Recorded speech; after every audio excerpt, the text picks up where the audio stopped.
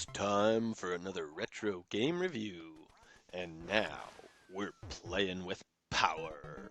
Welcome to a first game review from one of the most beloved consoles to hit the homes and hearts of many, the Nintendo Entertainment System.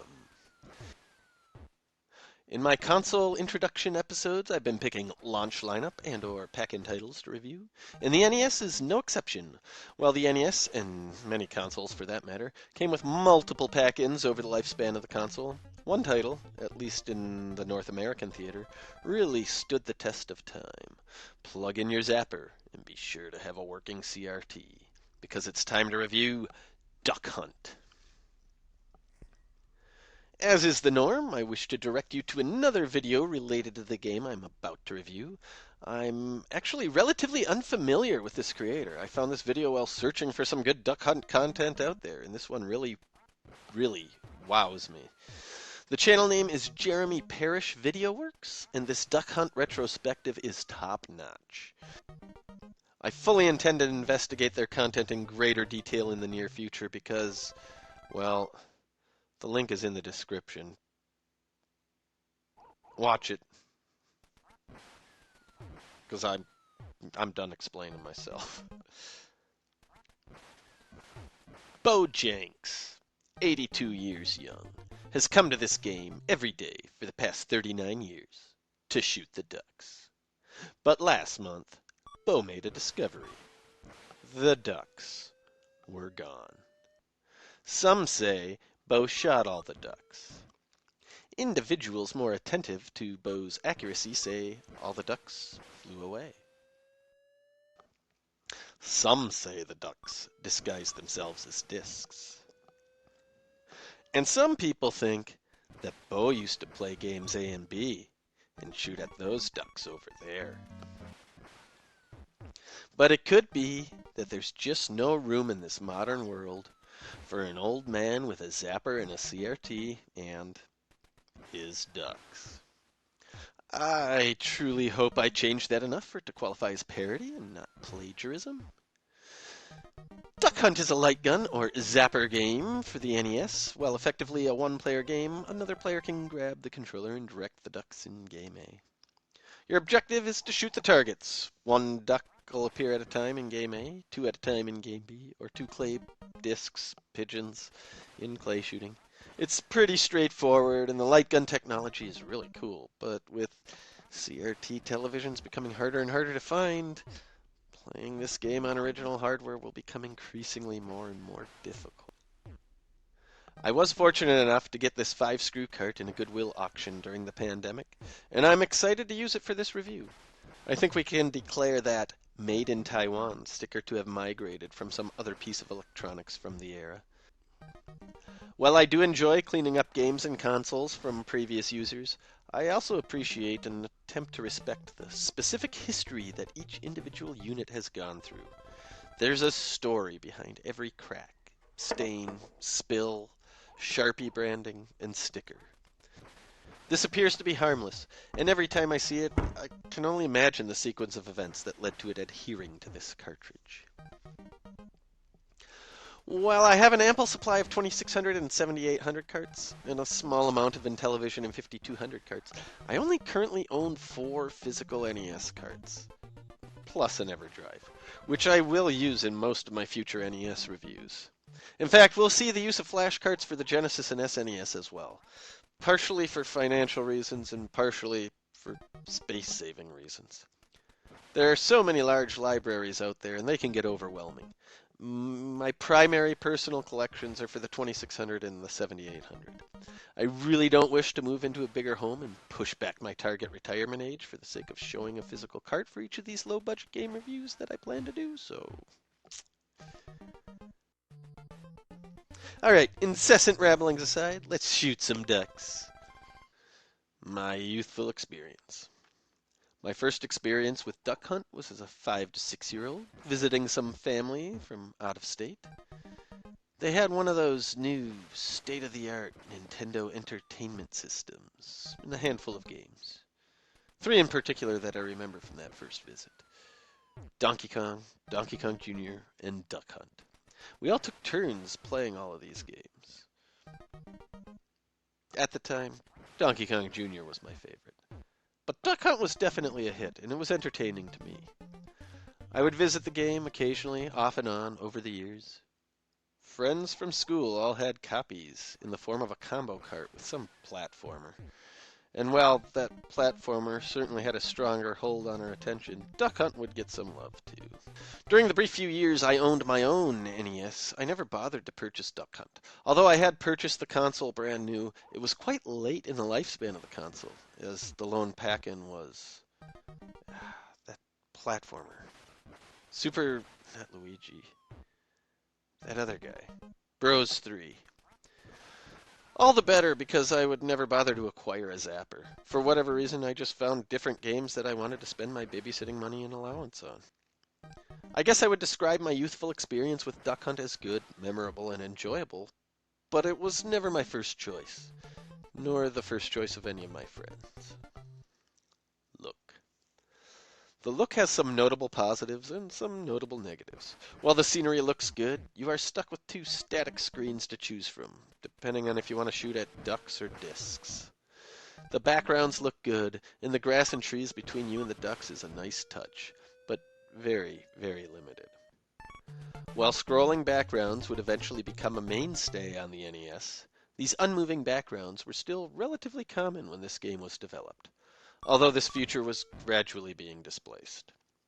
The ducks and your canine companion look pretty good.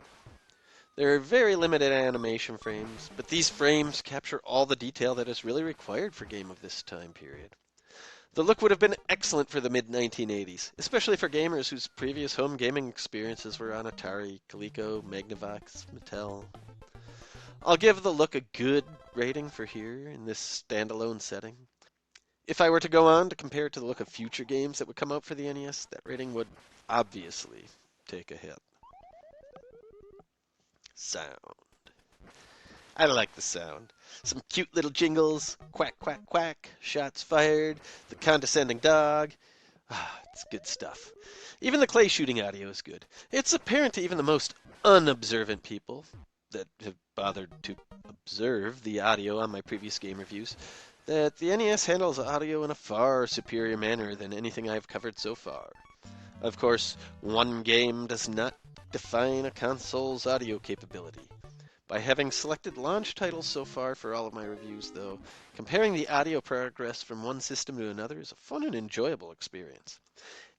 Everybody can clearly see how the graphics progress after watching just a few screenshots. But the sound in games is every bit as important, and visiting these titles of the past is as much of a journey into the bleeps and bloops as it is one into the pixels. The Duck Hunt audio sets the ambience and does a good job of creating an immersive gaming experience. As much so as the light gun, in my humblest of all opinions. Gameplay. The gameplay is good. The ducks move smoothly enough to not feel awkward. The clay discs as well. You don't really have much to complain about with the controls. You point the zapper where you want to shoot, then you fire the trigger. If you missed, it's on you. Okay, there is some controller functionality with this game. A friend can control the flight of the ducks in game A. This control's fine too. The game has a good degree of randomness with the flight of the path of the ducks, and while the discs follow predictable paths, actually, I find the clay shooting to be more difficult. That said, you are provided with analog difficulty settings. Too hard? Get closer to your screen. Too easy? Scooch back. It's as brilliant as it is simple. Other.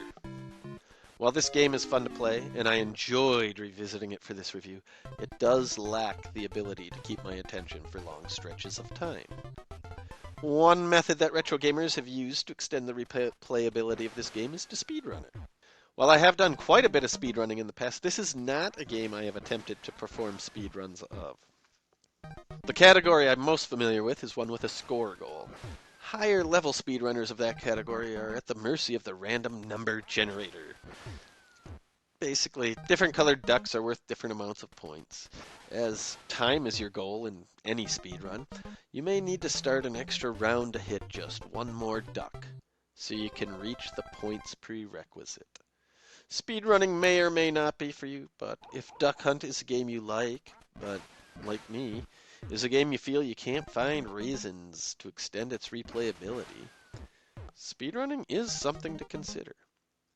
Actually, that advice can go for any game. I bring it up for this review because it fits all the criteria I mentioned mere moments ago. For for me. The one-player experience. Duck Hunt is effectively a one-player game, and so the one-player experience is unhindered by not having someone to play with. Sure, taking turns is an option, and if you have a friend handy, they can try to outwit you by controlling the duck. But really, either of these options only trivially alter the experience. I feel like an opportunity was wasted here. This game was released at a time when it was not unknown to have two-player co-op or two-player simultaneous competitive games on home console. Atari made many games with these options on multiple platforms, although I'm unaware of any light gun games on any platform that do. If I'm overlooking something, go ahead and blast me in the comments. Still, I can only imagine how much more joy could have come out of this game if they'd gone that route. Of course, needing two zappers to play this way may have been part of the equation to not include this. Relevance today. Ports have been made for compatibility with modern TV sets. While it may or may not feel the same to play with a Wii remote instead of a zapper, options are out there. I do find it interesting that Duck Hunt never developed into a franchise. I suppose with all the success Nintendo had with Metroid, Zelda, and that other guy, this is a game that just didn't have the marketability of those legendary IPs. Duck Hunt is unlikely to hold the relevance of those, but the fact that I compared it to those just now is my declaration that its relevance today is notable. It may be niche at this point in time, and I can really see this going either way in the future. I give it equal likelihood to experience a resurgence as I do for it to fade into oblivion. But as far as today is concerned, its relevance is doing more than just hanging on.